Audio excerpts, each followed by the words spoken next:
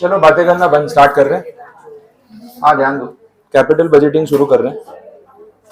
कल वाले टॉपिक्स देख लेते हैं। कैपिटल बजटिंग में जो मैंने आपको बताए थे, एक सर्टेनिटी इक्विवेलेंट वाला फैक्टर था, क्वेश्चन नंबर 9। वो सम ट्राई किया आपने? सॉल्व हुआ? आंसर आया? कुछ पूछना है, कोई क्वेरी? उसमें हमने सिर्फ इतना ही देखा था कि जो नॉर्मल कैश फ्लोज आपको दे रखे हैं वो यूज नहीं करने, certain cash flows find out करना है फैक्टर से मल्टीप्लाई करके, उसके बाद आप उसको यूज कर सकते हैं और उसके बेस पे एनपीवी निकालना है। बाकी सब चीजें सेम थी। रिस्क एडजस्टेड डिस्काउंटिंग रेट जो मैंने आपको बोला था ना, वो थियरी में टॉपिक है। आपको वहां से एक बार से उसको टिक मार्क करना है तो कर लो। मैं भी देख लेता हूँ कहाँ पे है। पेज नंबर 70 है। हाँ, पेज नंबर 70 पे देख लो। रिस्क एडजस्टेड डिस्काउंटिंग रेट और सर्टेनिटी इक्विवेलेंट अप्रोच, ये दो टॉपिक्स कल अपन ने देख लिए थे, तो वहां से आप टिक कर लो, कवर हो चुका है।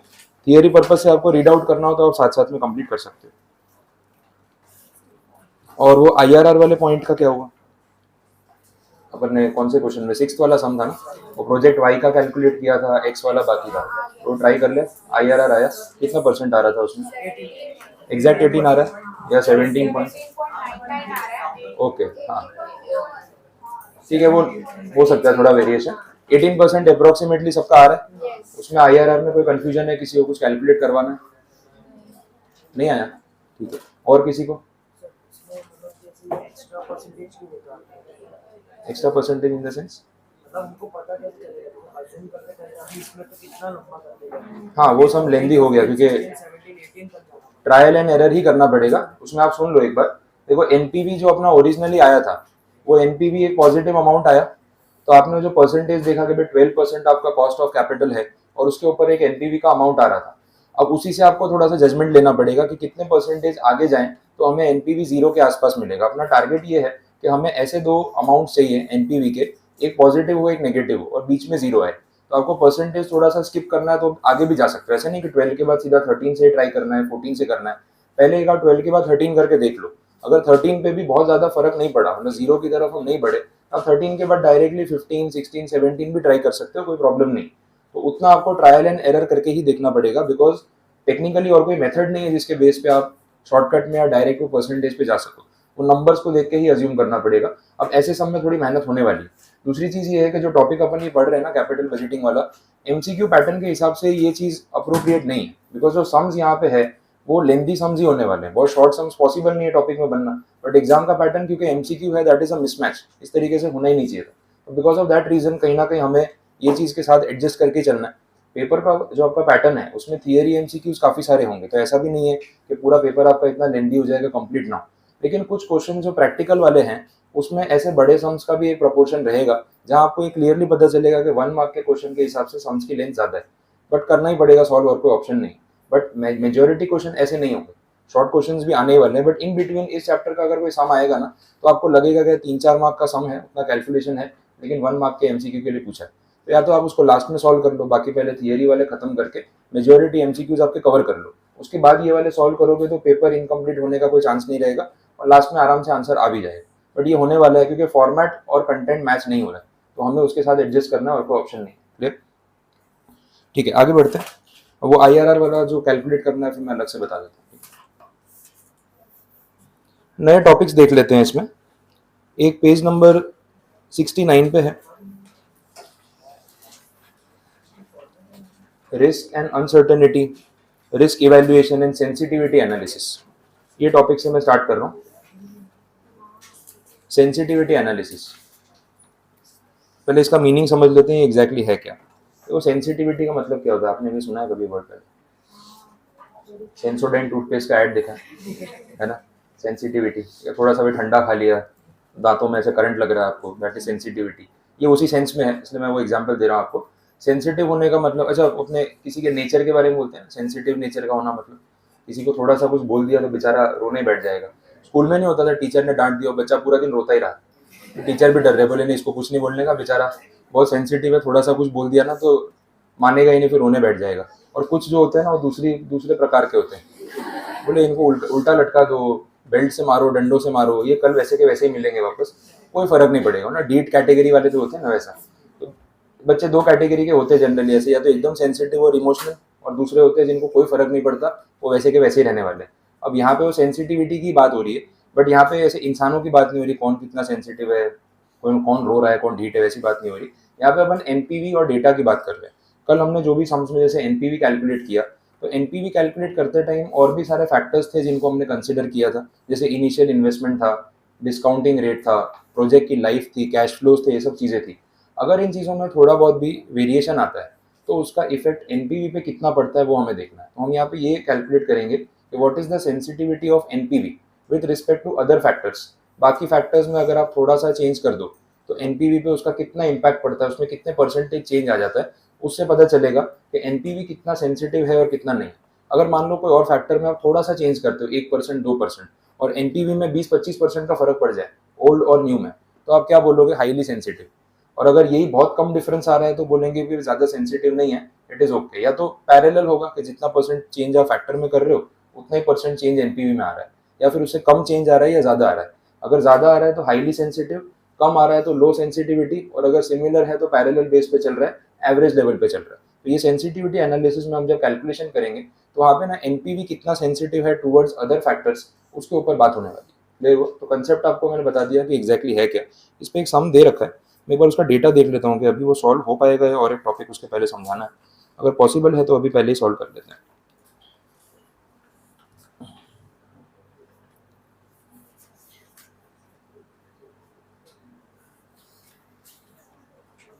क्वेश्चन नंबर 10 है, पेज 94-95।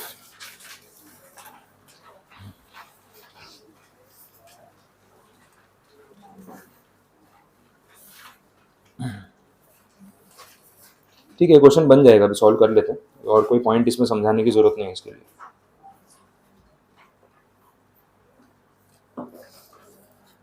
आप पहले क्वेश्चन का एक बार डेटा पढ़ लो।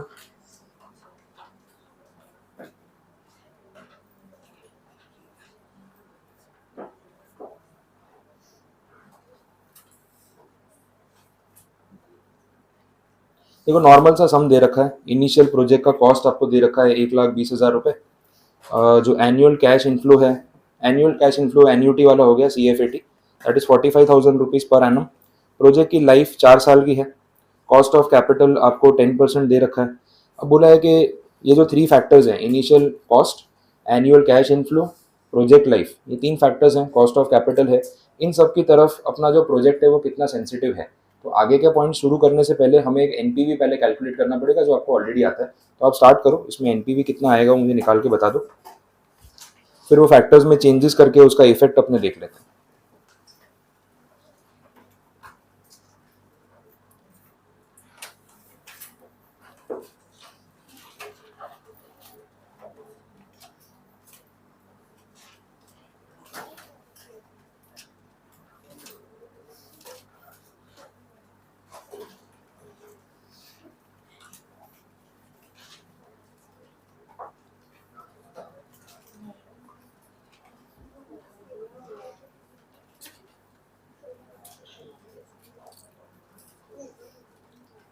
यहाँ जीटी फैक्टर से काम हो जाएगा ना, CFAT सेम है ना, एन्युअली 45,000। हाँ, पर वही डायरेक्टली यूज़ कर सकते हैं, सब वो ईयरली मल्टीप्लाई नहीं करना। सीधा जीटी फैक्टर आप CFAT से मल्टीप्लाई करो, इनिशियल इन्वेस्टमेंट माइनस करो, अपने आप अमाउंट आ जाएगा।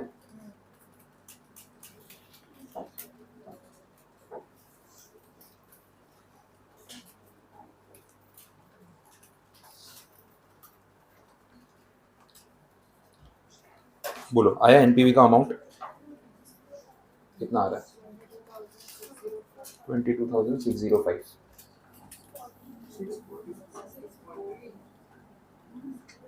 अच्छा, एक मिनट, वो क्वेश्चन में ना एक्चुअली आप देखना नीचे एन्युटी फैक्टर दे रखा है, तो अगर क्वेश्चन में फैक्टर दे रखा हो तो आप एग्जैक्ट वही फैक्टर यूज करो तो बेटर है।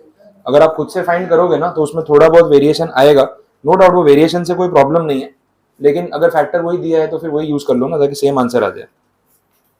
तो उसके हिसाब से जो इनका आंसर आ रहा है 22,605 है, तो फिर मैं वही अमाउंट अज्यूम कर रहा हूँ। ठीक है, 22,605 आपका ओरिजिनल एनपीवी है जो यहाँ पे आया। अब सेंसिटिविटी की बात हम कर रहे हैं, एनपीवी के लिए आपने जो भी फैक्टर्स यूज़ किए, आपने इनिशियल कॉस्ट को यूज़ किया, आपने कॉस्ट ऑफ कैपिटल को यूज़ किया और कैश फ्लोज, ये 3 डेटा थे। अब इन तीनों में अगर हम थोड़ा बहुत वेरिएशन करें तो उसका इफेक्ट इस एनपीवी पे क्या पड़ेगा वो चेक करेंगे तो पता चलेगा एनपीवी कौन से फैक्टर की तरफ कितना सेंसिटिव है। ठीक है, वैसे हम देखेंगे। तो सबसे पहला जो फैक्टर अपने कंसिडर कर रहे हैं that is the initial cost. Initial cost originally आपको डेटा में कितनी दे रखी है? 1,20,000।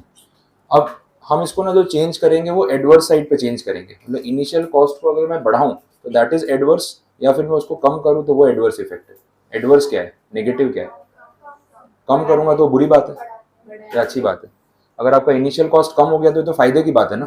मैं बोल रहा हूँ एडवर्स साइड पे चेंज करना है। तो अगर इनिशियल कॉस्ट बढ़ गया तो आपका नुकसान है ना, कि भाई खर्चा बढ़ गया, तो अपने उसको एडवर्स साइड पे चेंज कर रहे हैं ताकि एनपीवी पे उसका इफेक्ट पता चले। अब इन्होंने भी जो सोल्यूशन किया है मैं उसके हिसाब से ही ले रहा हूँ। अगर हम इनिशियल कॉस्ट को बढ़ा रहे हैं, एडवर्स साइड पे चेंज कर रहे हैं, तो एक परसेंटेज अज्यूम करना पड़ेगा, कितना परसेंट उसको बढ़ाएं। एडवर्स साइड पे लेके जाएं तो कितने परसेंट? इन्होंने सॉल्यूशन में 10% एडवर्स लेवल पे लेके गए, तो अपने भी सेम चीज करेंगे, तो आपके आंसर्स भी आगे उसमें मैच होते जाएंगे। तो हम ये मान रहे हैं कि अगर इनिशियल कॉस्ट को हम 10% से बढ़ा देते हैं, एडवर्स तरफ ले जाते हैं, तो जो नया इनिशियल कॉस्ट होगा वो कितना हो जाएगा? 1,32,000।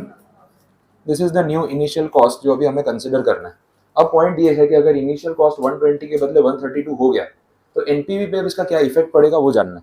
तो एनपीवी वापस से आपको निकालना पड़ेगा, लेकिन अब इनिशियल कॉस्ट कितना कंसिडर करोगे? 132। अब देखो वापस पूरा कैलकुलेट करने की जरूरत नहीं, अगर आपने लिखा हुआ है तो जो प्रेजेंट वैल्यू ऑफ CFAT आया था वो तो वही का वही रहेगा। जो लास्ट में आपने 1,20,000 माइनस किया था ना, उसके बदले 132 माइनस कर दो, नया एनपीवी आ जाएगा। कितना आ रहा है बताओ? इसको बोलेंगे रिवाइज्ड एनपीवी। देखा जाए तो इसमें 12,000 कम हो जाएगा और कुछ नहीं होगा। 10,605 यही आ रहा है। ये ओरिजिनल एनपीवी था बेस्ड ऑन 1,20,000। ये आपका रिवाइज्ड एनपीवी है based on new initial cost that is 1,32,000। यहाँ तक तो कोई क्वेरी नहीं है, सिंपल पॉइंट है। अब देखो हमें ये देखना है कि एनपीवी पे कितना असर पड़ा, परसेंटेज में डिफरेंस निकालना है। जो ओरिजिनल एनपीवी है वो 22,605 है, और जो नया एनपीवी हो गया दैट इज 10,605। कितना वेरिएशन आया? ही 12,000 रुपीज से रिड्यूस हो गया। ठीक है, और ये 12,000 का चेंज अगर मैं परसेंटेज में कन्वर्ट करूं तो ओरिजिनल बेस पे लेंगे ना, कि 22,000 जो एनपीवी था वो अब 12,000 हो गया, तो ये कितना रिडक्शन हुआ? या 12,000 से चेंज हो गया, हुआ 22 का 10 है, लेकिन चेंज कितना आया? 12,000 का। तो ओरिजिनल एनपीवी पे अगर 12,000 रुपीज का रिडक्शन हो गया तो कितना परसेंट है? ये परसेंटेज में निकालो, 53.09। और ये नेगेटिव है ना, मतलब रिड्यूस हुआ ना एनपीवी। अब देखो, अब मैं आपको जो सेंसिटिविटी का पॉइंट बता रहा था वो समझो, बहुत सिंपल हो गया ये। इनिशियल कॉस्ट में वेरिएशन आया 10% का, उसका असर एनपीवी पे देखो कितना पड़ा? सीधा 53% एनपीवी में चेंज। 22,000 से वो 10,000 पे आ गया तो 53% चेंज हो गया। तो आपको क्या लग रहा है, ये सेंसिटिविटी हाई है, लो है, मॉडरेट है, कैसा लग रहा है? बहुत हाई है ना। एक फैक्टर में सिर्फ 10% चेंज किया, तो यहाँ पे भी अगर 10% चेंज होता तो पैरेलल था कि चलो ठीक है सेम रेशियो में चल रहा है। बट एक फैक्टर को 10% चेंज करने से अगर एनपीवी पे 53% चेंज आ रहा है, तो this shows that NPV is highly sensitive towards initial cost. आ गया समझ में? ठीक है, क्योंकि ये रेशियो से आपको पता चल रहा है 10% चेंज के सामने 53% change, this is highly sensitive. तो लास्ट में सेंटेंस वही आएगा कि NPV is highly sensitive towards initial cost. तो आप उसके साथ साथ ये चीज लिख के रख सकते हो, तो अपने आप आपको ध्यान रहेगा। बोलो, कुछ क्वेरी है इसमें? कुछ नहीं समझ आया तो बताओ। हाँ, मैंने स्टार्टिंग में बोला अज्यूम, आप 10 के बदले 5 ले सकते हो, 20 ले सकते हो, कुछ भी ले सकते हो। और 10% एक रीजनेबल परसेंट है, उसके कंपैरिजन में ये चेंज भी आपको थोड़ा सही से पता चलेगा।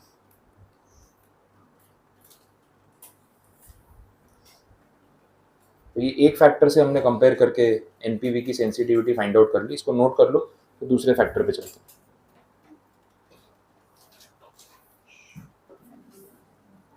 हो गया, नोट कर लिया? आगे देखें नेक्स्ट फैक्टर।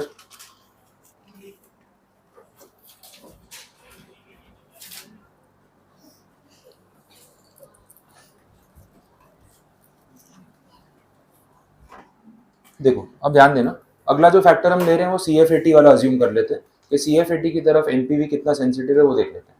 ओरिजिनल जो आपका CFAT है एनुअल बेसिस पे सेम ही है, वो दे रखा है 45,000। ठीक है, ये अमाउंट है। अब इसको भी अगर अपने 10% एडवर्सली चेंज करते हैं तो कितना अमाउंट आएगा, CFAT बढ़ जाएगा कम हो जाएगा? कम हो जाएगा एडवर्सली। 45,000 तो आपको कैश फ्लो मिल रहा है, इसको एडवर्सली 10% चेंज करना मतलब रिड्यूस हो जाएगा, ठीक है। तो 10% इसमें से माइनस कर देते हैं तो 40,500 आएगा। तो this is the revised CFAT after 10% adversity. तो हमने इस फैक्टर में 10% चेंज किया। अब ये अगर नया CFAT है तो इसके हिसाब से NPV भी तो फिर नया आएगा। तो रिवाइज्ड NPV कितना होगा वो कैलकुलेट करना है। अच्छा, रिवाइज्ड NPV कैलकुलेट करते टाइम इनिशियल इन्वेस्टमेंट 1,20,000 लेना। सारे फैक्टर एट ए टाइम थोड़ी चेंज करने हैं, एक ही फैक्टर चेंज करना है ना। वो 120 का जो 132 किया था वो खत्म हो गया, उसको अब यहाँ मत कंटिन्यू करना, मिक्स नहीं करना है। सिर्फ हम एक फैक्टर चेंज कर रहे हैं, अभी जो कैलकुलेट किया वो पूरा भूल जाओ, ठीक है। सिर्फ हमें ओरिजिनल NPV ध्यान रखना है 22,605, क्योंकि उसके साथ कंपैरिजन होने वाला है, वो सेम ही रहेगा। आप इस CFAT को कंसिडर करके रिवाइज्ड NPV कैलकुलेट करो। 40,500 इंटू GT फैक्टर 3.169 माइनस 1,20,000 8344.5। आप राउंड ऑफ कर सकते हो, 8345 चलेगा। आ रहा है, दिस इज रिवाइज्ड NPV। अब आप देखो ओरिजिनल NPV था 22,605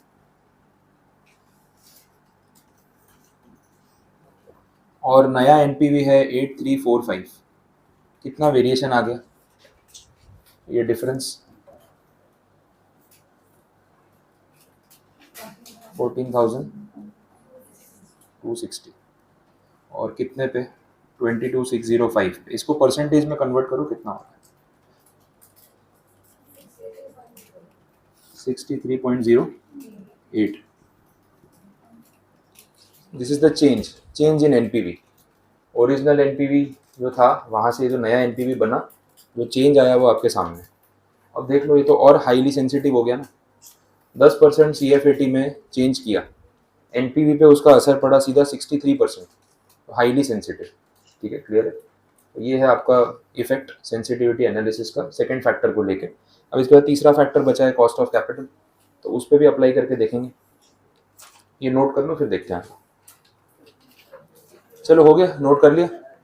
देखें तीसरा फैक्टर,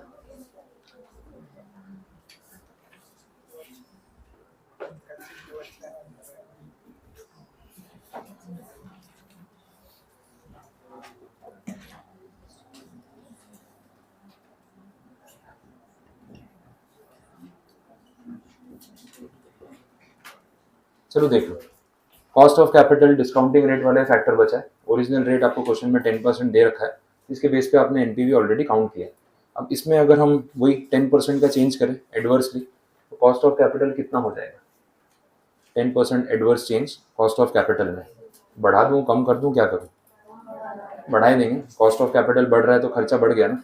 तो 10% तो ये रेट है, इसमें 10% चेंज करेंगे तो कितना हो जाएगा? 11% हो जाएगा, ऐसा बोल सकते हैं। एडवर्स चेंज कर रहे हैं तो जो नया कॉस्ट ऑफ कैपिटल होगा या रिवाइज कॉस्ट ऑफ कैपिटल होगा दैट विल बी 11%। ये समझ आ गया क्यों ऐसा? 10% में 10% ऐड कर दिया तो 1% ऐड हुआ ना, 11 हो गया। कॉस्ट ऑफ कैपिटल बढ़ गया तो कहीं ना कहीं वो एडवर्स है, इसलिए हमने इसको 11% लिया।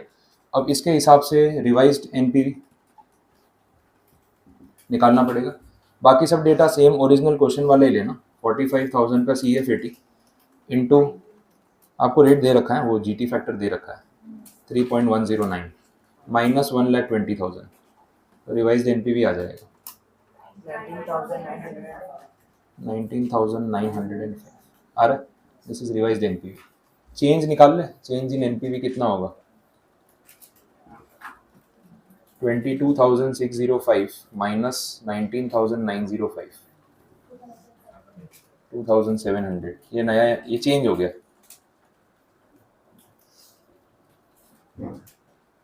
ठीक है, बहुत ज़्यादा चेंज आया नहीं। परसेंटेज में अगर देखें तो 11.94, दिस इज द चेंज। अब यहाँ पे सेंसिटिविटी मॉडरेट है, बहुत हाई और बहुत लो नहीं है, क्योंकि आपने कॉस्ट ऑफ कैपिटल में 10% का चेंज किया, उसके सामने NPV में 11.94% का चेंज हुआ, तो सिमिलर है। अब ये तो आप नंबर देख के ही जज कर सकते हो, इसमें अपने को ऐसे रेंज सेट नहीं कर सकते। तो आपको दिख रहा है 10% के सामने 12% वेरिएशन है, तो बहुत ज़्यादा हाईली सेंसिटिव नहीं है, मॉडरेट है, जितना सेंसिटिव होना चाहिए उतना ही। पहले वाले 2 केस में तो हाईली सेंसिटिव था, 10% के सामने 60% चेंज आ जाए तो उसको तो हाईली सेंसिटिव ही बोलेंगे, लेकिन यहाँ पे ऐसा नहीं, ये नॉर्मल या मॉडरेट लेवल पे सेंसिटिविटी है, ये दिख रहा है। तो ये तीनों फैक्टर से हमने कंपेयर करके जो सेंसिटिविटी है वो देख ली। लास्ट में उन्होंने सॉल्यूशन में आप देखोगे ना, तो नोट में बोला हुआ है कि 10% जो हमने ये कंसिडर किया, आप 15-20% भी कर सकते हो, कोई फर्क नहीं पड़ेगा। तो 10% आइडियल रेट है, वही लोगे तो अच्छा है।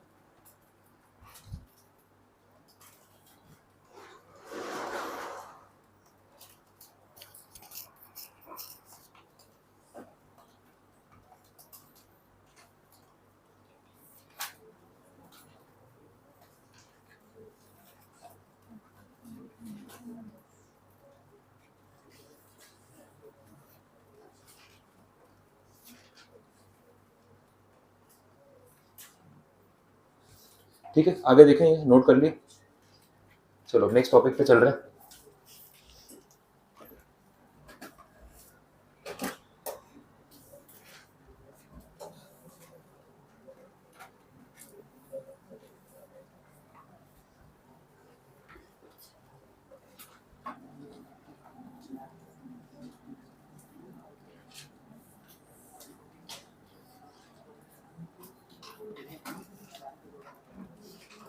आपके मॉड्यूल में टॉपिक जो है पेज नंबर 71 पे दे रखा है।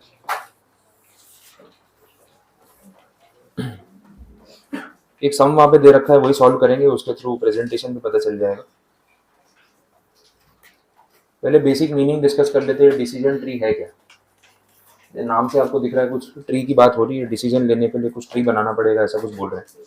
अब उसमें 71 पेज पे जो आपको सम दिख रहा है ना, उसका थोड़ा बहुत बेसिक बता देता हूँ। इसमें यहाँ पे ना जो सिचुएशन है वो डिपेंडेंट है एक दूसरे पे, उस सेंस में डिसीजन ट्री की बात हो रही है। मतलब ऐसा है कि आज आपने एक प्रोजेक्ट में पैसे लगाए, फर्स्ट ईयर में क्या CFAT आएगा, दैट इज वेरिएबल। CFAT कुछ एक्स अमाउंट आ सकता है, वाई अमाउंट आ सकता है, जेड अमाउंट आ सकता है। अब फर्स्ट ईयर का CFAT क्या होगा उस पर डिपेंड करेगा कि सेकेंड ईयर का CFAT क्या होगा। डिपेंडेंट कैश फ्लोज है, फर्स्ट ईयर में जो हुआ उस पर सेकेंड ईयर डिपेंड करेगा, सेकेंड ईयर में जो कैश फ्लोज आए उस पर थर्ड ईयर डिपेंड करेगा, और आपको ऑप्शंस मिलेंगे। प्रोबेबिलिटी वाली सिचुएशन है कि ये भी हो सकता है, वो भी हो सकता है, और किसका होने का कितना चांस है, वो सारी चीजें यहाँ पे बोली। अब डिसीजन ट्री को अपने बेसिक कैसे समझेंगे, इन जनरल आप एक बार समझ लो। ये रिवर्स कैलकुलेशन की बात करता है। Decision tree is like reverse calculation.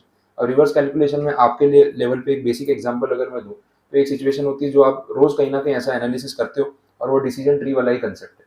और सपोज आपको कहीं पे एक पर्टिकुलर टाइम पे पहुंचना है, जैसे लेक्चर के लिए यहाँ पे आना है, 9:30 बजे का टाइम है, तो एक रिवर्स कैलकुलेशन ही होता है ना अपने दिमाग में कि सुबह उठना कितने बजे होता है ऐसा। तो उल्टा कैलकुलेट करते हो, आपके 9:30 बजे पहुंचना है। अब आपके घर से यहाँ तक आने में कितना टाइम लगता है वो वेरिएबल डिस्टेंस पर डिपेंड करेगा। सपोज आधा घंटा लगता है, आपको पता है 9 बजे घर से निकलना ही पड़ेगा, तो 9:30 पहुंचेंगे। ठीक है, तो आप वो कैलकुलेशन कर रहे हो। अब 9 बजे घर से निकलना है, तो उसके पहले ब्रेकफास्ट करना है, उसमें कितना टाइम लगेगा, तो 15-20 मिनट का आपने वो काउंट रख लिया। उसके पहले आपको रेडी होने में कितना टाइम लगेगा, वो भी हाईली वेरिएबल डिपेंड करेगा कितना टाइम आपको लग रहा है। तो आप फिर है ना वो कैलकुलेट करते हो कि यार 1 घंटा रेडी होने में लगेगा, 8:30 बजे ब्रेकफास्ट करना है, तो 7:30 बजे उठना ही पड़ेगा। ठीक है, अच्छा 7:30 बजे उठना पड़ेगा ना, एक्चुअल लास्ट डेडलाइन। इससे लेट उठेंगे तो लेट हो जाएंगे। तो अलार्म कितने बजे से लगाएंगे, 7, 6:30, 6, 5:30, उसमें भी सबका वेरिएबल होता है। वो 15-15 मिनट का जो स्नूज कर करके आपने लगा रखा होता है ना, एक अलार्म लगा के उसी पॉइंट पे उठ जाएंगे, ये तो पॉसिबल नहीं। मैं खुद भी यही करता हूँ, 4-5 अलार्म लगा रखे होते हैं 15-15 मिनट के गैप पे, तो 30-35 मिनट पहले से शुरू करते हैं, तो एक टाइम पे उठते हैं ना कि, और पता होता है अपना सो रहे होते हैं तो भी एकदम कॉन्शियस होते हैं ये लास्ट वाला है अब अगर इस पर नहीं उठे तो लेट है।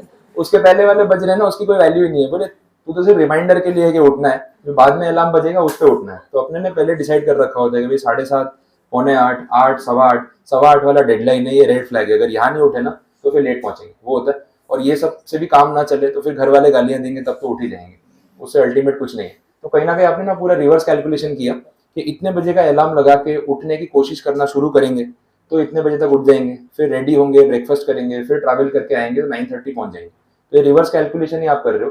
डिसीजन ट्री में भी हम कुछ ऐसे ही कर रहे हैं। आज पैसे लगाने के बाद अगर मैं डिसीजन लूँ या सोचूं कि अब क्या होगा, तो इन्वेस्ट कर देने के बाद तो बात मेरे कंट्रोल से बाहर होगी। लेकिन इन्वेस्ट करने से पहले अगर मैं सारा कैलकुलेशन कर सकूं और एक अमाउंट पे आ जाऊं कि इन्वेस्ट करना चाहिए या नहीं, जैसे अपन एनपीवी में कर रहे थे, तो वही चीज़ यहाँ पे भी होगी। तो हम निकालने वाले एनपीवी है, लेकिन डिफरेंस ये है कि यहाँ पे आपके पास प्रोबेबिलिटीज है अभी तक कैसा था, इन्वेस्टमेंट किया 10,000 रुपये इनिशियली प्रोजेक्ट में, फर्स्ट ईयर का एनपीवी 6,500 कंफर्म, सेकंड ईयर का एनपीवी 3,000 फिक्स। उसमें ऐसा वेरिएशन था कि सेकंड ईयर में एनपीवी 3,000 भी हो सकता है, 3,500 भी हो सकता है, 2,500 भी हो सकता है, ऐसा वेरिएशन अभी तक नहीं आया। अब इस क्वेश्चन में ऐसा वेरिएशन आने वाला है, प्रोबेबिलिटीज आएगी तो उसको कंसीडर उस तरीके से करेंगे। तो कंसेप्ट पता चला डिसीजन ट्री एग्जैक्टली है क्या, कैसे काम करता है। चलो अब वो क्वेश्चन देख लेते हैं, डेटा पढ़ लेते हैं, उसके बेस पे स्टार्ट करें। कंपनी के पास अपॉर्चुनिटी है इन्वेस्टमेंट करने की, और जो स्कीम है वो 2 साल तक लास्ट करेगी, तो आज इन्वेस्ट करेंगे तो 2 साल तक इसका आपको बेनिफिट मिलेगा, ऐसा बोला हुआ है। बाकी डेटा देख लो, इनिशियल कॉस्ट कितना बोला हुआ है, 1,00,000 रुपये। कॉस्ट ऑफ कैपिटल कितना बोल रहे हैं, 15%। ठीक है, बाकी चीज़ें estimated possible cash flows, possible CFAT बोला है। अब वो चीज़ आगे उन्होंने टेबुलर फॉर्मेट में भी दी है और थियरी में भी लिखी है, सीधा टेबल देख लो, उससे क्लियर हो जाएगा। बोला फर्स्ट ईयर का जो CFAT है अगर 40,000 आया इफ, तो फिर सेकेंड ईयर का CFAT क्या होगा उसका आपको प्रोबेबिलिटी दे रखी है। अच्छा, फर्स्ट ईयर में CFAT 40,000 ही आएगा ये भी सर्टेन नहीं है, उसके ऊपर जो थियरी है उसमें बोला है 40,000 CFAT होगा फर्स्ट ईयर में, उसके चांस कितने, 30% बोला। फिर फर्स्ट ईयर में CFAT 60,000 भी हो सकता है, उसकी पॉसिबिलिटी है 40%। और फर्स्ट ईयर का CFAT 80,000 हो सकता है, उसके चांसेस हैं 30%। तो देखो प्रोबेबिलिटी आ रही है। तो आज अगर आप 1,00,000 रुपये इन्वेस्ट करोगे तो फर्स्ट ईयर का जो आपका CFAT होगा उसी में 3 वेरिएशन है, 40,000, 60,000, 80,000 उनके होने के चांसेस बता रखे हैं। और वो उनमें से कोई एक अगर होगा तो सेकेंड ईयर में फिर CFAT क्या होगा वो उस पर बेस्ड है। तो अगर 40,000 का CFAT फर्स्ट ईयर में आया तो सेकेंड ईयर के CFAT में 3 ऑप्शंस, अगर 60,000 आया तो सेकेंड ईयर के CFAT में दूसरे 3 ऑप्शंस, और अगर 80,000 आया तो और 3 ऑप्शंस। तो ये सारी चीज़ें प्रोबेबिलिटी पे चल रही है। और हमें क्या करना है, हमें एनपीवी निकालना है लास्ट में डिसीजन लेने के लिए कि ये प्रोजेक्ट में 1,00,000 रुपये आज इन्वेस्ट करे या ना करे। अब इसका जो डिसीजन ट्री बोल रहे हैं ये कैसे बनेगा पहले ये देख लो, बाकी उसके बेस पे आगे बात कर लेते हैं। ठीक है, डिसीजन ट्री वाले केस में जो फॉर्मेट है वो ऐसा है कि आज 1,00,000 रुपये हमने इन्वेस्ट किए, या आपका कैश आउटफ्लो हो गया। ठीक है, फर्स्ट ईयर की अगर मैं बात करूं तो आप देख रहे हो 3 ऑप्शन है आपके पास, ये ईयर 1, और ईयर 1 के जो CFAT पॉसिबल है वो कितने, एक तो 40,000 बोला उन्होंने ये प्रोबेबिलिटी, दूसरा 60,000 और तीसरा 80,000। अच्छा, इनके होने के अपनी अपनी पॉसिबिलिटीज है। प्रोबेबिलिटी कितनी बोली एक बार देख लो, ये 30% मतलब 0.3, 0.4। आपने तो इतना तो सीखा हुआ है, टोटल प्रोबेबिलिटी 1 होती है, तो वो तो यहाँ से टैली हुई रहे। अब अगर फर्स्ट ईयर का कैश फ्लो 40,000 आया तो इस पर डिपेंड करेगा ना कि ईयर 2 में क्या होने वाला है। कितनी ऑप्शंस दे रखे हैं, अगेन 3 ऑप्शन जो टेबल में दे रखा है। अगर फर्स्ट ईयर का CFAT 40,000 हुआ तो सेकेंड ईयर में CFAT क्या होगा, उसमें 3 ऑप्शंस दिए, या तो 20,000 हो सकता है, या 50,000 हो सकता है, या फिर 80। अच्छा, इनके होने के भी अपने अपने चांसेस है ना अलग अलग, जो टेबल में दिए 0.2, 0.6 और ये भी 0.2, ये हो गया। तो ये भी प्रोबेबल है, एक्चुअल इसमें से क्या होगा हमें नहीं पता है, ये सब प्रोबेबिलिटीज है। वैसे ही 3 ऑप्शंस यहाँ पे भी है और 3 ऑप्शंस यहाँ पे भी है, समझ में आया।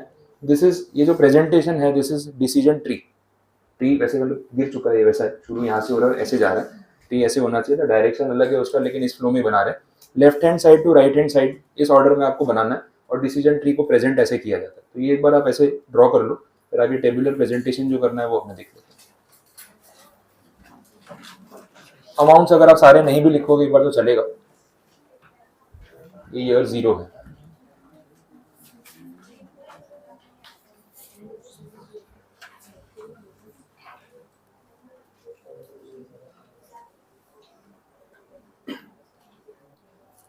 ठीक है, डन, ड्राइंग कंप्लीट। अब आगे देख लेते हैं। अब एक बार ये पहले समझ लो, ये जो चीज़ है मैंने आपको, ये जो अपन ने डिसीजन ट्री बनाया ना, यहाँ पे आपको दिख रहा है 9 पॉसिबिलिटीज है। पहला कॉम्बिनेशन, इसको पाथ बोल सकते हैं, या क्योंकि डिसीजन ट्री नाम दे रहे हैं तो ब्रांच भी बोलते हैं, ब्रांच या पाथ बोल सकते हैं। जो फर्स्ट पाथ है उसका मतलब ये है कि अगर आपने 1,00,000 रुपये इन्वेस्ट किए तो हो सकता है फर्स्ट ईयर में आपका CFAT 40,000 आ जाए, और उसके बेस पे हो सकता है सेकेंड ईयर में आपका CFAT 20,000 आ जाए। This is first combination. अब अगर ये हुआ तो इसका एक NPV अलग होगा, फर्स्ट ईयर में 40,000 CFAT, सेकेंड ईयर में 20, इनिशियल इन्वेस्टमेंट 1,00,000, डिस्काउंटिंग करके एक NPV निकलेगा। अगर आप सेकंड पाथ या सेकंड कॉम्बिनेशन देखो तो उसमें ये 1,00,000 का investment, 40,000 CFAT and 50,000 CFAT in year 2, this is second possibility या सेकंड पाथ बोल सकते हैं। इसका अपना अलग NPV होगा। ऐसे 9 अलग अलग पाथ यहाँ पे आपको दिख रहे हैं, तो 9 डिफरेंट NPV निकलेंगे। पहली चीज़ तो ये है। अब जब आप इस प्रोजेक्ट में इन्वेस्ट करोगे तो वो जो 9 एनपीवी निकलेंगे ना, एक्चुअल में तो आप उसमें से कोई एक ही अर्न करने वाले, प्रोबेबिलिटी पे है ना, होगा तो कोई एक। यहाँ पे इन्वेस्टमेंट किया तो फर्स्ट ईयर में इन 3 में से कोई एक सीएफएटी एक्चुअल में आएगा, और उसके बेस पे इन 9 सीएफएटीज में से कोई एक एक्चुअल में आएगा, तो आपका एक्चुअल एनपीवी इन 9 पॉसिबिलिटीज में से कुछ भी हो सकता है। बट आज आपको डिसीजन लेना है कि 1 लाख इन्वेस्ट करें या ना करें। इन्वेस्टमेंट करने के बाद नहीं सोच सकते। तो इस सिचुएशन में अगर एनपीवी में इतने सारे ऑप्शंस हैं तो हम क्या करेंगे, प्रोबेबिलिटीज के बेस पे एक एवरेज या एक्सपेक्टेड एनपीवी निकाल के देखेंगे कि भाई रिस्क ले या ना ले। इन्वेस्ट करने के बाद क्या होगा तो तभी पता चलेगा, लेकिन आज डिसीजन मेकिंग के लिए एक एवरेज एनपीवी हमें काउंट करना पड़ेगा इनके बेसिस पे, एंड देन हम आगे डिसीजन मेकिंग करेंगे। तो समझ आ रहा है? तो सबसे पहले जो अपना कैलकुलेशन का पार्ट है वो यही है कि वो 9 अलग अलग एनपीवीज क्या होंगे वो हमें निकालने, एंड देन उसके बेस पे आगे प्रोबेबिलिटी को कंसिडर करके कैलकुलेशन करना है। क्लियर? स्टार्ट करते हैं। टेबुलर फॉर्मेट में आपको प्रेजेंटेशन करना है, देख लो।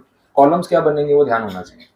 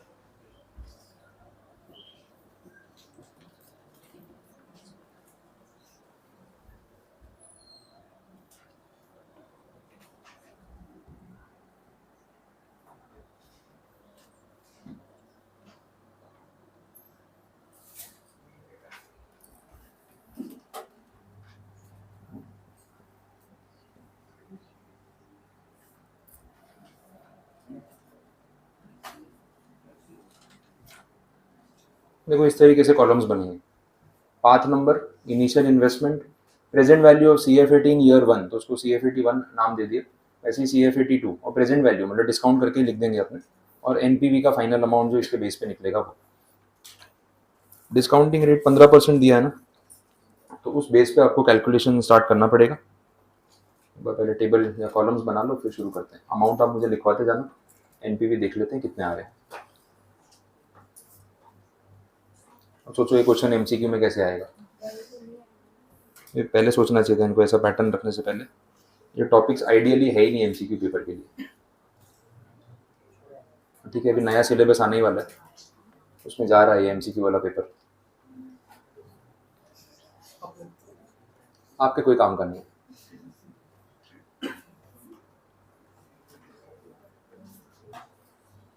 हो गया, कॉलम्स बना लिए। देखो साथ साथ में मुझे कैलकुलेशन करवा दो। देखो फर्स्ट जो आपका वो जो डिसीजन ट्री था ना, वो साथ में देखते रहना, तो कौन सा पाथ है वो आपको पता चलेगा। 1 लाख रुपए इन्वेस्ट किए, फर्स्ट ईयर के CF80 की प्रोबेबिलिटी थी 40,000, तो 40,000 को प्रेजेंट वैल्यू पे लाना हो तो क्या करेंगे, डिस्काउंटिंग होगा। डिस्काउंटिंग कितने रेट पे होगा, 15% से। कितने साल के लिए होगा, 1 साल से, क्योंकि ये ईयर 1 है ना। तो 40,000 डिवाइड बाई 1.15, प्रेजेंट वैल्यू बता दो।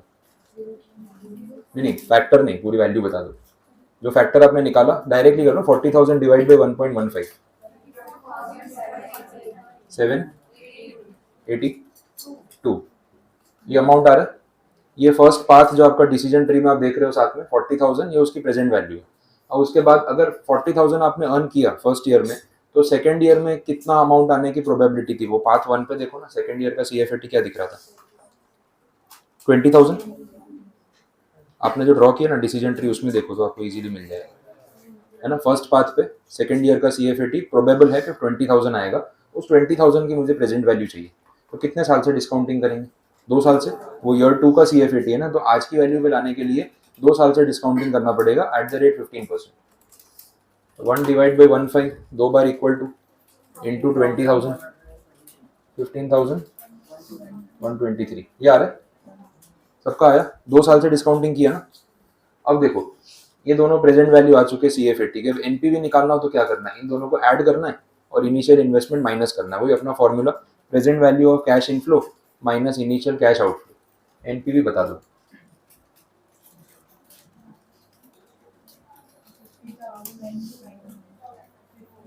$50,000, 95 नेगेटिव आ रहा होगा ना, है ना।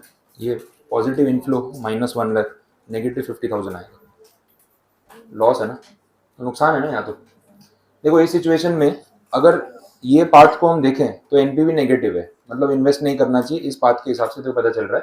बट अभी तो प्रोबेबिलिटी वाला पॉइंट बाकी है, अभी तो हम इंडिविजुअल पाथ के हिसाब से एनपीवी निकाल रहे हैं। अब आगे देखो कैसे करना है।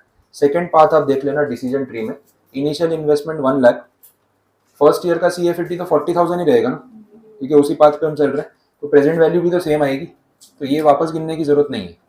उसके बेस पे सेकंड पाथ पे CFAT सेकंड ईयर का कितना था, 50,000, उस 50,000 की प्रेजेंट वैल्यू निकालनी पड़ेगी 2 साल से डिस्काउंटिंग करके। 1 डिवाइड बाई 1.15 दो बार इक्वल टू इंटू 50,000, कितना अमाउंट आ रहा है, 807। इन दोनों को प्लस करो, 1 लाख माइनस करो, एनपीवी निकालो।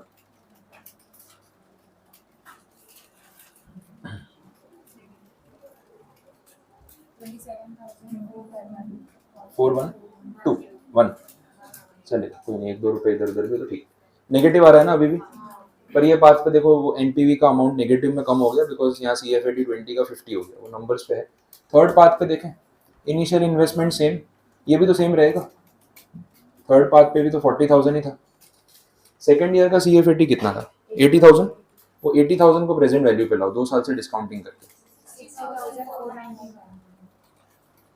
कितना 60,491। अब इन दोनों को ऐड करो, 1 लाख माइनस करो, कितना एनपीवी आ रहा है,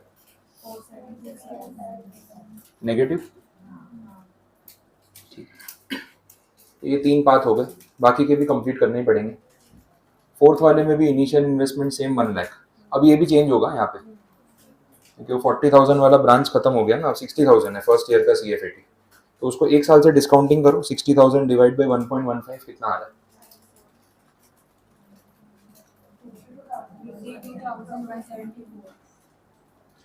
यही आ रहा है। वैसे तो बाकी के 2 पाथ पे भी यही आएगा। अच्छा अब ईयर 2 में देख लो, ईयर 2 में फर्स्ट ऑप्शन है CFAT का 70,000, है ना, वो ब्रांच में आपको दिख रहा होगा पाथ नंबर 4 पे। तो 70,000 को 2 साल से डिस्काउंट करेंगे, प्रेजेंट वैल्यू कितनी आएगी, 930। अब इसके हिसाब से CFAT बता दो,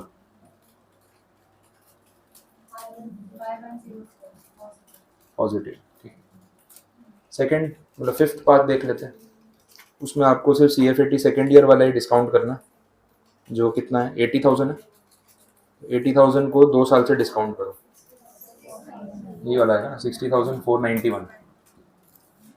अब इसको ऐड करो, देखो एनपीवी कितना आ रहा है,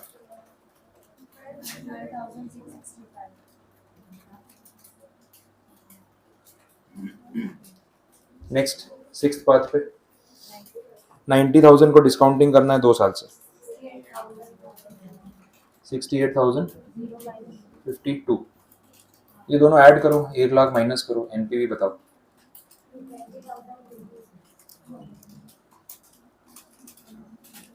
20,226। ठीक है, ये आ रहा है। अब सेवेंथ पाथ में इनिशियल इन्वेस्टमेंट तो वही 1 लाख रहेगा, और आपका CFAT ईयर 1 का भी चेंज होगा ना, अब 80,000 आ जाएगा, तो 80,000 को 1 साल से डिस्काउंट करो, प्रेजेंट वैल्यू कितनी है, 69,565। अब बाकी के 2 पाथ में सेम अमाउंट रहने वाला है। अच्छा 60,000, ओके। एनपीवी पाथ नंबर 7 में 30,056, हाँ अच्छा, ठीक है। फिर 8th वाले पाथ में 1 लाख रुपए को 2 साल से डिस्काउंट करना पड़ेगा, 7,614। NPV 45179, okay. और लास्ट वाले पाथ में 1,20,000 का प्रेजेंट वैल्यू 737, और एनपीवी 60,302। देख लो ये सारे कंप्लीट हो जाए तो आगे समझ लेते हैं कि अब कंसेप्ट क्या है। और एनपीवी तो आपके आगे सारे कंप्लीट कर लो इसको।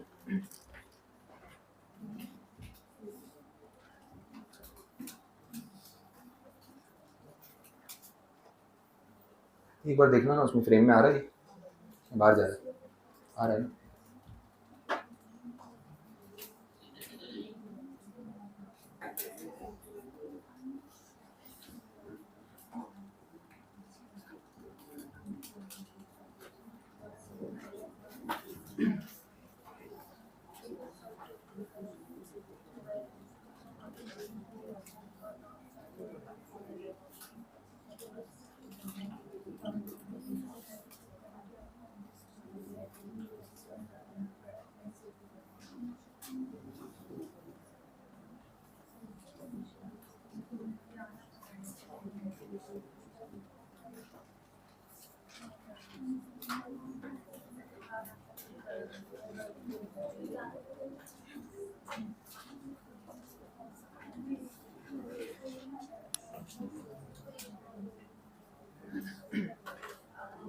चलो ये कंप्लीट कर लिया पहला टेबल आपने एनपीवी वाला। अब पहले थोड़ा इसको टेक्निकली समझ लेते हैं, ध्यान देना।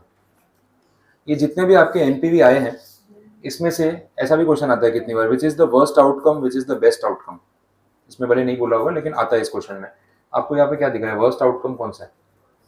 फर्स्ट वाला, क्योंकि सबसे खराब एनपीवी या नेगेटिव में यही है। बेस्ट आउटकम कौन सा है, जहाँ पे हाईएस्ट एनपीवी है, तो this is the worst outcome, ऐसा आपने बोल सकते हैं। एमसीक्यू पे भरोसा नहीं, आपको डेटा दे के पूछ ले, सिर्फ गेस करना है कौन सा वर्स्ट है कौन सा बेस्ट, तो उस पॉइंट पे बात कर सकते हैं। बेस्ट आउटकम ये वाला हो गया। अब पता है ये सब एनपीवी जो आपने कैलकुलेट किया, इसका मतलब ये है कि अगर आप 1 लाख रुपए आज इस प्रोजेक्ट में इन्वेस्ट कर देते हो तो आपका जो एक्चुअल एनपीवी आएगा ना, वो इन 9 में से कोई एक होगा। एक्चुअली तो कोई एक ही होगा इसमें से, या तो ये पाथ होगा या ये वाला होगा, ये वाला होगा, कोई भी हो सकता है। लेकिन आपको आज नहीं पता है कि कौन सा होगा। देखो 1 लाख लगा रहे हो, गैम्बल है, होने को ये वाला भी तो आ सकता है वर्स्ट आउटकम, होने को ये भी आ सकता है, या फिर बेस्ट भी आ सकता है। डोंट नो कि क्या आएगा, बट डिसीजन तो आज लेना है ना कि इन्वेस्ट करें या ना करें। अब क्योंकि इन सब के होने की अपनी अपनी एक प्रोबेबिलिटी है, तो हम उसको वेटेड एवरेज कर लेंगे प्रोबेबिलिटीज के बेस पे, और इन सब का एक एवरेज निकाल लेंगे। एंड वो एवरेज के बेस पे हम एटलीस्ट ये डिसाइड कर सकते हैं कि इन्वेस्टमेंट करने में कोई मतलब है, कोई फायदा है या नहीं है। अदरवाइज तो फिर इन्वेस्ट ही मत करो, वैसा हो गया। अब वो प्रोबेबिलिटी का जो यूज करना है उसके लिए मैंने दूसरा टेबल बना दिया, तो वो हम देख लेते हैं कि कैसे वहाँ पे आपको प्रोबेबिलिटी कंसिडर करनी है। अब इस पे आ जाओ, वही एनपीवी सारे मैंने यहाँ पे लिख दिए जो हमने वहाँ कैलकुलेट किया, उसके बेस पे होगा। अब जो प्रोबेबिलिटी है ना, मैंने उसमें लिखा जॉइंट प्रोबेबिलिटी। आप वो देख लेना जो डिसीजन ट्री आपने बनाया था, जैसे एक पाथ में कंसिडर कर लेता हूँ।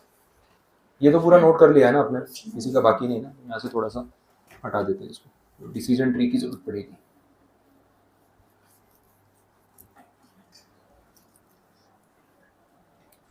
देखो जो डिसीजन ट्री हमने स्टार्टिंग में बनाया ना, उसका एक पाथ ले लेता हूँ, आपको आइडिया आ जाएगा।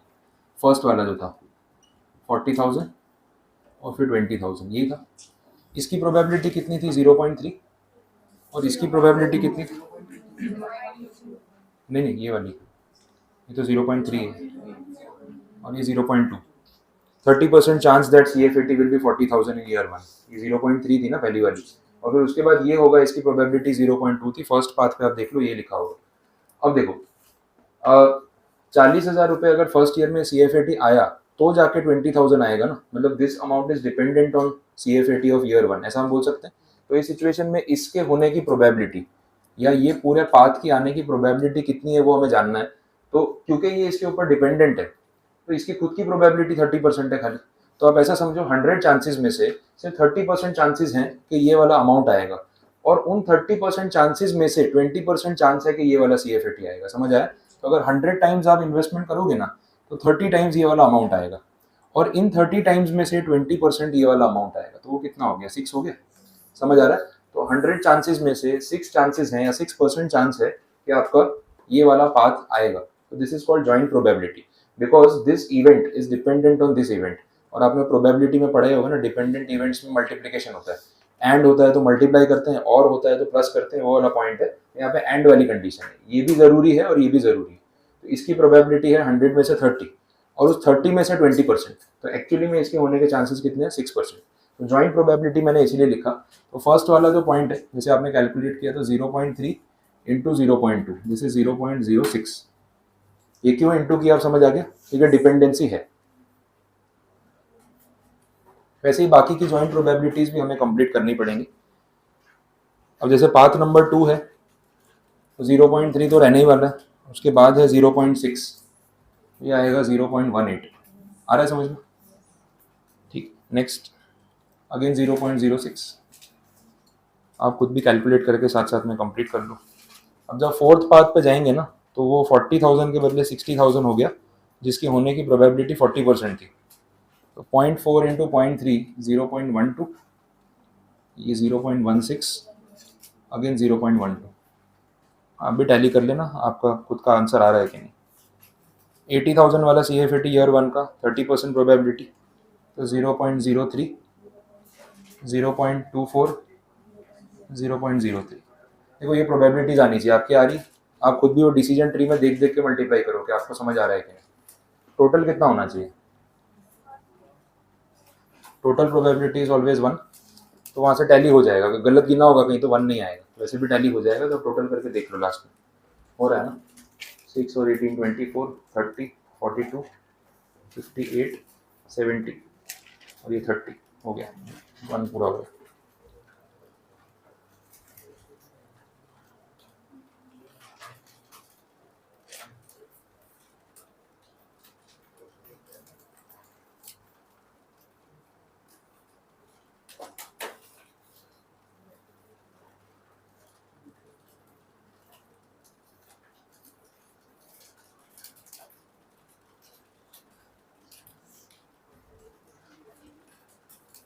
जॉइंट प्रोबेबिलिटी अगर आपकी आ गई है, अब इसको मल्टीप्लाई तो करना ही है। एक्सपेक्टेड एनपीवी का मतलब एवरेज एनपीवी, एक्सपेक्टेड मतलब एवरेज, ठीक है। तो ये मल्टीप्लाई करते जाएंगे और जो भी एक्सपेक्टेड एनपीवी आएगा उन सबको आप प्लस करते जाओ, और फाइनली मुझे ये बता दो कि एक्सपेक्टेड एनपीवी का ये अमाउंट कितना आ रहा है। ये सारे ऐड करके, ठीक है, मल्टीप्लाई करते जाओ सबको, सब मल्टीप्लाई हो जाएंगे। आप पता है क्या कर रहे हो? वेटेड एवरेज निकाल रहे हो, और कुछ नहीं, ये वेट्स है, प्रोबेबिलिटीज वेट्स, और उसके साथ आप ऑब्जर्वेशन को मल्टीप्लाई कर रहे हो। वो स्टैटिस्टिक्स में किया होगा ना, XI WI XI PI, उस टाइप का ही और कुछ नहीं। फाइनल अमाउंट बता दो फिर क्या आ रहा है।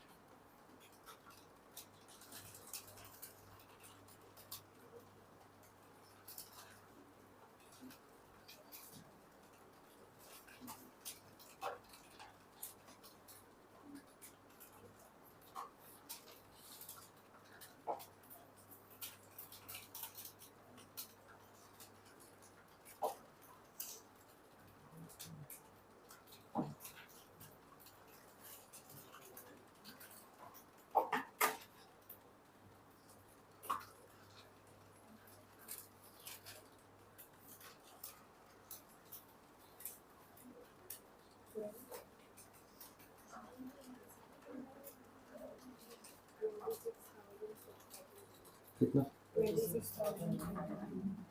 20,843 पॉजिटिव आ रहा है। बोलो बाकी सबका आंसर एक बार टैली कर लो। नेगेटिव वाला नेगेटिव नहीं किया, कोई बात नहीं, वो माइनस में है, उसको आप नेगेटिव ही कंसिडर करोगे ना, ऑब्वियस है।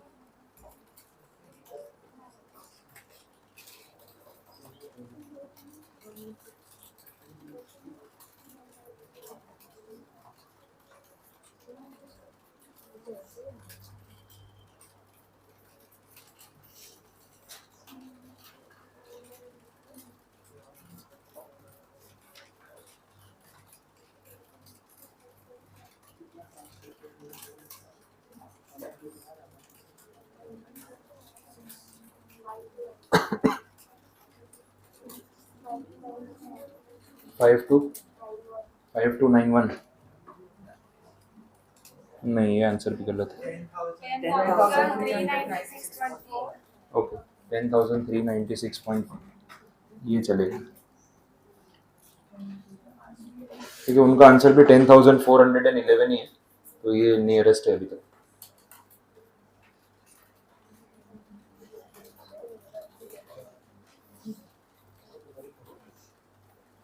बाकी सब भी देख लो आ रहा है कि नहीं। आपके जो एक एक अमाउंट आ रहे हैं वो सॉल्यूशन से भी आप टैली कर सकते हो ईयर वाइज, तो कुछ मिस्टेक हो रही होगी तो पता चल जाएगा।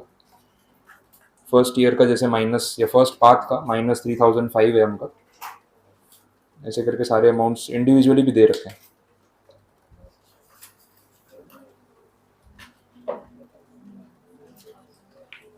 बोलो आ रहा है?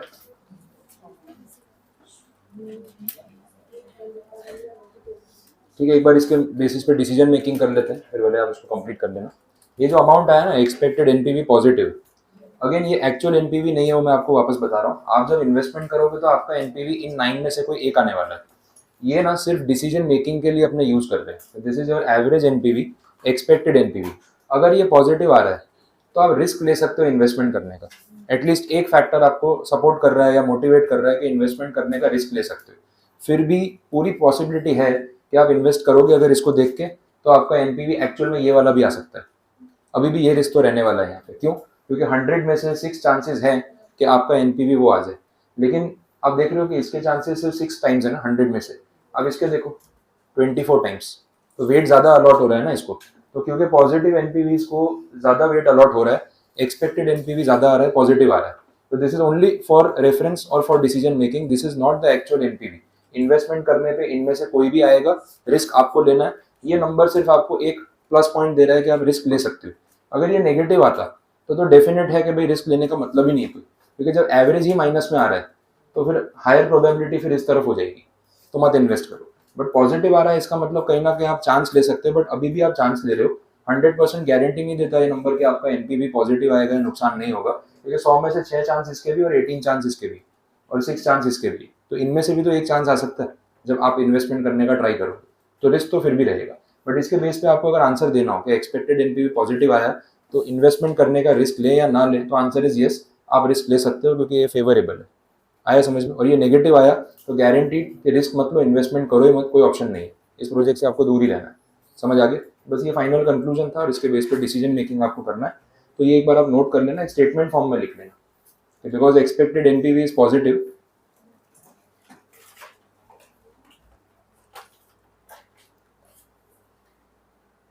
project may be may be expected NPV is positive, the project may be accepted.